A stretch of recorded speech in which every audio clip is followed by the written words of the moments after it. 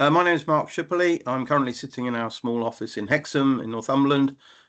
And my current role, I've been an entrepreneur and a social entrepreneur most of my life in different ways, different journey, predominantly though around trees and woodland. And that's what I'm doing now. So I'm operations director of Living Woods, which is a community interest company, which in very basic terms means it can do trading and get an income, but can also access grants that would be designed for non-profit organisations. So what sort of services, what sort of products does Living Woods provide? So Living Woods is, we have three focuses or foci. We create woodlands and we care for woodlands and we connect with woodlands. But what we actually do is we make sure we are engaging people to undertake those three things. So our focus is about people. So for instance, if someone came to us and said, can you just plant some trees? We'd probably say no, unless you're involved in the community. So our measure as a non-profit, as a social enterprise, is that we're actually ensuring that people are engaged in everything that we do. And that's whether we're creating a woodland through planting, looking after woodland through care, or people connecting with woodland and trees by a range of events and stuff like that. So our main service is giving people an opportunity to get involved in all the well-being stuff around nature, but primarily with a focus on woodlands. So our secondary service is creating the woodlands and looking after them. So it's quite interesting. So what we would hope people would be buying would likely to be a local authority or another charity, and they would be buying our services, products as well. Because when we're cutting woodland to get it back into management, it's usually pretty poor quality. So we're not selling fine oak beams or lovely flooring or tabletops. What we're usually selling is scrappy old bits of hazel to make them good. And so something like charcoal is a much better product for us to work with than that. So I bumped into three guys who were passionate about tree planting, but most of them were doing it as a day job and then decided they wanted to help volunteers at the weekend. I joined them when they just about a year before had created the community interest company as a legal entity.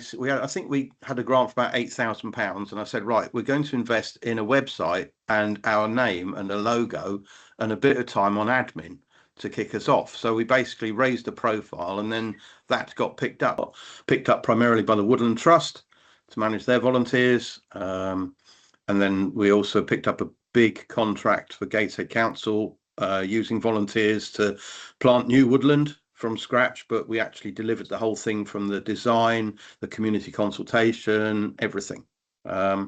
So that's grown from there, and we in effect the main income side is the tree planting. We've just had a very exhausting season that we've delivered for about 5 different councils and just done Tyne Rivers Trust and one of the big forestry contractors, all about getting community people out planting trees, and so we get paid for that as a service. If you could explain to us what circular economy means to you.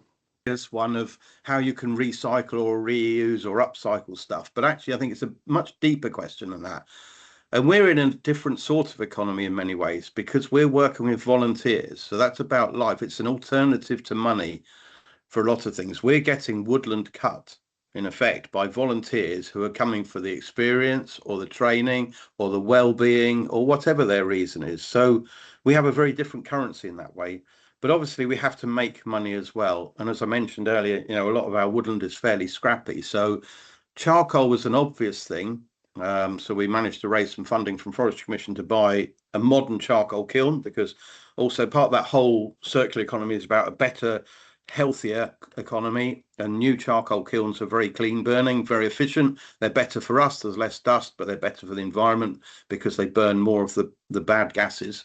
And also we're producing a British made product which is 90% less carbon footprint, and we're putting it into a paper bag, so it's very different to all the imported charcoal, and it's a better quality, the chefs tell me. So charcoal was great, but we didn't want to just stop there because we can make a certain amount of charcoal.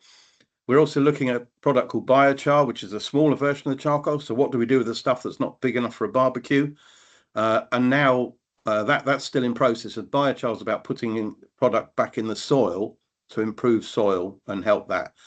But we're also looking at a thing called loco char, And this I'd never ever heard of, and this just comes through networking, making sure you're out and about and chatting. But usually we work on other people's land, and surely that's all part of the circular economy. That it's such a big picture. You look at the part of it, and I know the circular thing sort of suggests it's a loop, but maybe you don't see all the loop, and we get that in forestry. Thanks for your time, Mark. Is there anything else you want to say to everyone who's sat here?